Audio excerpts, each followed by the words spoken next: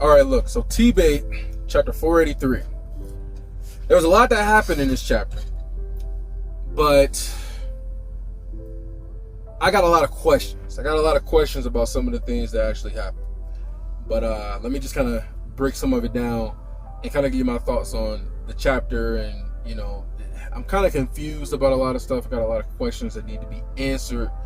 But I'm guessing hopefully we get some of these answers in the next 2 chapters that are already out. I should be going over that. I should be going live talking about that. But anyway, so the chapter starts off with Arthur going flying, and he's going with Kezis, right? So he's going with Kezis. He interrupts his teleportation spell, and he's flying with Kezis. And so I guess this is kind of the part where I'm just like, okay, so what's going on? The first thing is that Arthur says that Kezis has some sort of like some deeper emotion with this casual mention of Maya, right? So he's mentioned Maya casually, like, oh yeah, you know, I already talked to Maya about this. Did she relay it to you or whatever? And he's like, yeah, you know. And he says that he sensed some deeper emotion, and that it was fear. And so I'm wondering, like, where did this come from? Because it's just like he's saying that he's got this deeper emotion and it's some fear. Why would Kezis be afraid when he's mentioning Maya unless she's more important than we're led to believe? You understand what I'm saying? So that got me confused, and I'm questioning that. Like, what is this fear that he sensed from Kezis about mentioning Maya, right? But anyway, they go to the path, and Arthur's trying to decide whether or not he wants to use King's Gambit or not while he's walking the path. And then ultimately he decides that he wants to use King's Gambit. Now, to me it made sense because, like he said, he wants to have every advantage that he can, and I guess using King's Gambit would be able to give him better control over his thoughts, so that way the power of the path, he's able to kind of control what memories gets drawn out or forced out of him from the path or whatever.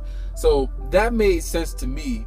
But then it also says later on that maybe it might have been bad, because later on he says that, you know, he has too many branches of thoughts and he can't control them all. So I'm not sure if using King's Gambit is what led to Kezis being able to get more information out of him than he would have liked, or if it was because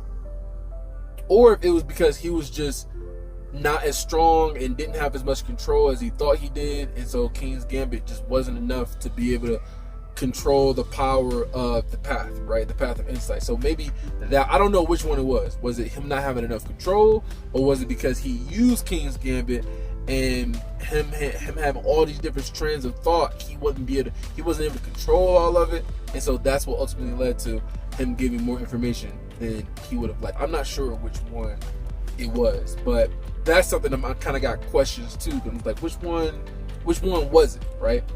But I don't know if this was mentioned before when he was talking to Fate about, you know, why the ether isn't why the dragons don't have as much control over the ether as they used to. But the way that Arthur explains it to Kezis was that, that Kezis, he didn't explain this because he was just thinking about this, was that the ether hated the dragons. So the ether hated the dragons, and so, because they still had some sort of intent or purpose, because ether is just distilled life force, right? And so because they murdered and genocided so many different communities, all the people that died, you know, their essence turned into ether or created ether, and they still had some of their purpose and intent. And because they hated the dragons, because of how many people they were responsible for killing, they are more and more reluctant to do the dragon's bidding, right? And so I don't know if this is the first time that was explained, or was it already explained during the conversation with Fate. I'm not entirely sure, but to me, I'm just like, oh, okay, that's kind of new information, right? So that kind of makes more sense, and we kind of got that in this chapter, but we might have already gotten it, and maybe I just don't remember. Arthur said that during his walk of the path, right, his path of insight, said that he didn't reveal his agreement with Fate. So he didn't want to reveal his agreement with Fate.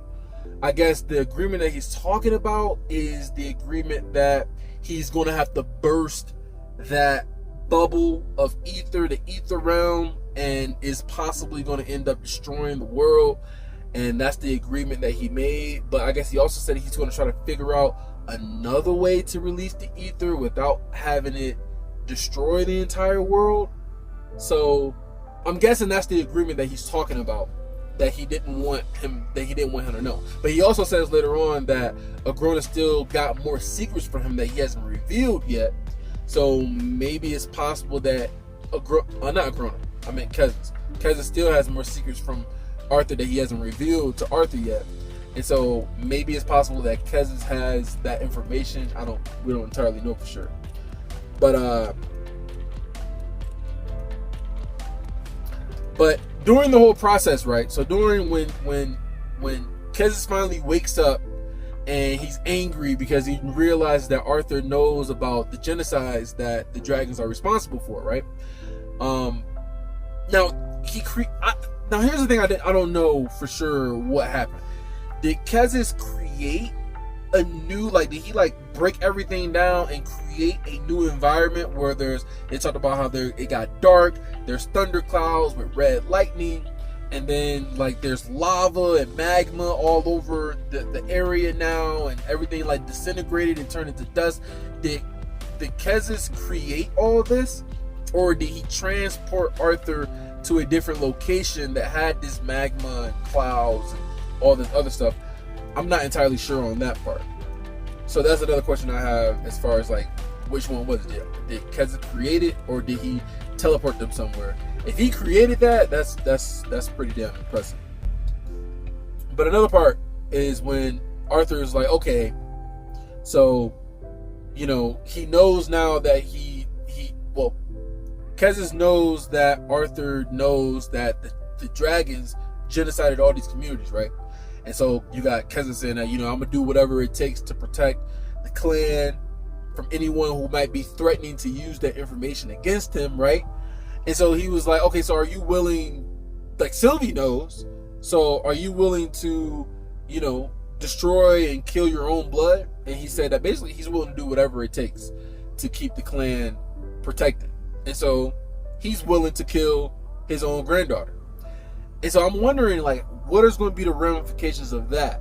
Sylvie already is distrustful and has dislike of Keza's because of what she knows about the clan, and she now knows about the genocides and whatnot because she was with them when he was in, the Fourth Keystone and going through all the different lives and shit and talking to Fate. So she now knows about it. So I'm wondering how she's going to feel when she learns from Arthur's memories that Keza is completely fine with killing her to be able to protect this secret, right?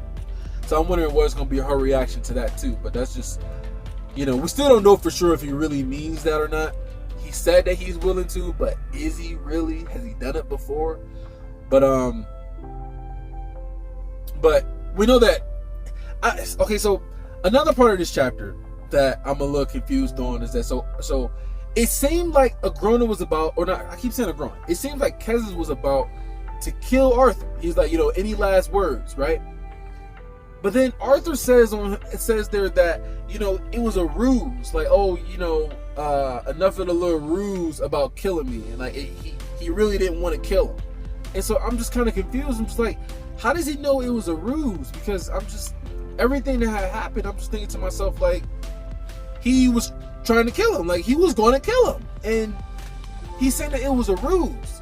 So it was pretend. He didn't really want to pretend. And then he also talked about how Keza didn't seem shocked, right? He didn't seem shocked about learning and knowing about the genocides, which means that he was there during the genocides. So he knows about it firsthand. So he's not surprised or shocked about all the different societies that were, destroyed from the dragons or destroyed by the dragons. So he was aware, either he was around, he was participating, or something like that.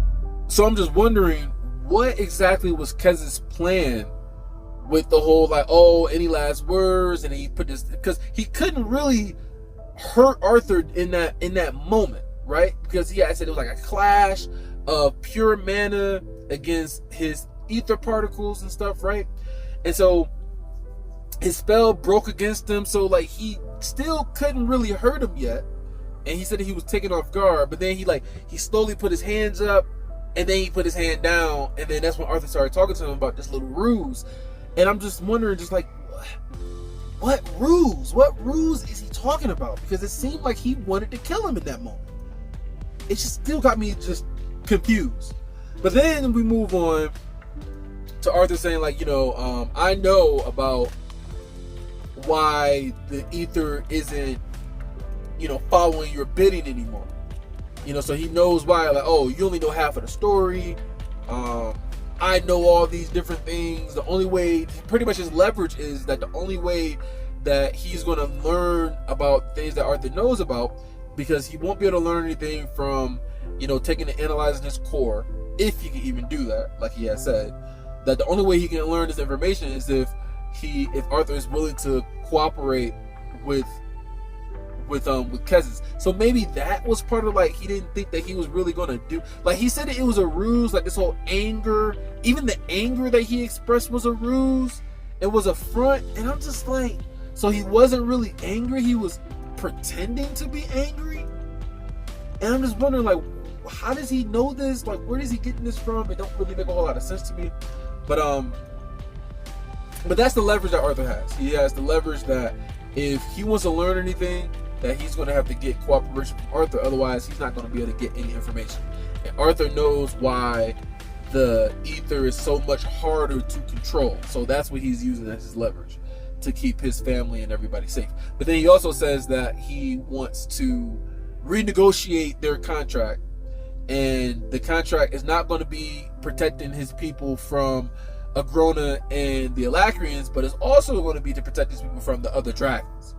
So I'm wondering, like, what does he mean by that? But then he also says this. He also talks about how Kessis' wariness to send stronger Asura to Daikathan doesn't make any sense. So I'm wondering, what does that mean? Like, the fact that he says that he's wary about sending stronger Asuras to Daikathan. Like, maybe he's afraid that it's going to have some sort, I don't know, like maybe some sort of impact on Daikathan, or maybe he think that maybe Arthur might deter them, or maybe he doesn't want to leave. I don't know. That's kind of up in the air as far as, like, what exactly does that mean about the wariness about it, right? But then we get the whole shock and surprise after Arthur goes back, after Arthur goes back to his family, and you got the leader of the, what is it called? It's Ekalia or whatever his name is. The leader of the, what race of people is it? Is it the I can't even think of the name of the race of people that is the leader of. It's the leader of the Leviathan race, right?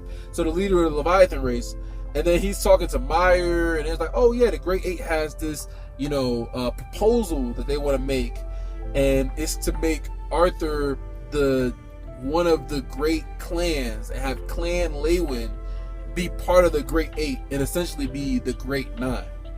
And so this some whole political scheme mess that's going on. And then you got what is it? Lord Ekalia or whatever is however you pronounce his name, right? He's just smiling and cheering the whole time. And so he's got some schemes going on. And I'm wondering what is going to be the impact of all this. Like, I want to hear, like, the discussions that they're going to talk about after this. And then it also ended with Sylvie not paying any respect towards Kessis, right? She was like, my home is Daikathan, not Ephiodus. And then you got Meyer at the end, like, staring at Arthur, and he says that it is like a stare with, like, a dire expression. So I'm wondering, what does that mean? Like, is she expecting something from Arthur or something? And then we know that there's some sort of, like, telepathy communication between Meyer and Kessis, so they can communicate that way. So I'm just wondering what exactly that means when he said that she was staring at him with this dire expression. But yeah, big ass cliffhanger, and they're talking about, oh, we're gonna be royalty, and he's like, nah, it's not gonna be that simple. So it was a great chapter. It kind of didn't go the way that I thought that it was gonna go. I thought that I figured that Arthur would have some difficulty in keeping everything from Kessis. I thought that maybe it was going to be some sort of battle, or like a little bit of a, like, I thought it was going to be more of a conflict. I thought it was going to be more of a, like, a back and forth type of battle type of thing, where Kes is going to realize he can't kill him, and Arthur's going to realize that, this is going to be more difficult than he thought. And then maybe it was going to be like some sort of like draw, or maybe like some sort of like, okay, I'm going to like back off, and we're going to go about this a different way, because it's not going to be so easy to kill you. I thought that was what was going to happen. Like, he was going to find out the truth. I expected him to find out the truth, but then I expected for them to have some sort of fight or some sort of battle, and then for it to be like some sort of stalemate, and then Kes was going to go about it a different way, because it's not going to be so easy to kill Arthur. So it didn't work out the way I thought it was going to go. He kind of backed off really, really quickly, and they never had that back and forth. And so, and then the whole Great Eight and him potentially being part of it, like, that was a whole, threw me for a loop. Oh, also too, the ramifications of Kes's knowing Mordain's part in Arthur getting the Keystone. That was unexpected, right? That was unexpected. Him getting that third Keystone and being able to use that to, unlock that, and then he ended up using that to unlock the fourth Keystone, because he had the fourth, but he didn't get the third. So he got the third, and Mordain is the one that gave it to him. So Kes knows about that, and I'm wondering what the impact of that is going to be. I'm guessing that impact is going to have something to do with Chul coming back into the story, right? So maybe he sends some dragons down there or something like that, and Mordain and Chul's doing some fight, and then Arthur comes to help, or maybe Arthur teams up with the leader of the Leviathan race, Ekalia, or whatever his name is, and maybe they help out, or something's got to happen to bring Chul and Mordain back into the fold, right? So that's also interesting too. So yeah, it was a lot of stuff that happened in this chapter, but we still need more things answered as far as this whole fear thing with Meyer that he found from Kes's. We need to find out, what is this whole thing about how he knew it was a ruse and he was pretending to be mad at him. Like, what is that all about? Was he mad, or was he pretending to be mad to make him think that, oh, he's just not finding out about this, but he already knew about this, because Arthur said that there was no surprise in him finding out. So yeah, still a lot of questions got to be answered, but I'm going to go live, and we're going to dive into chapter 484, and so we'll kind of see what happens there and what else happens. But anyway, that's what I got to say about this chapter. Great chapter. Looking forward to the next chapter, and check out my next video doing chapter 484. Appreciate you guys joining and liking the video. See you next time. Peace.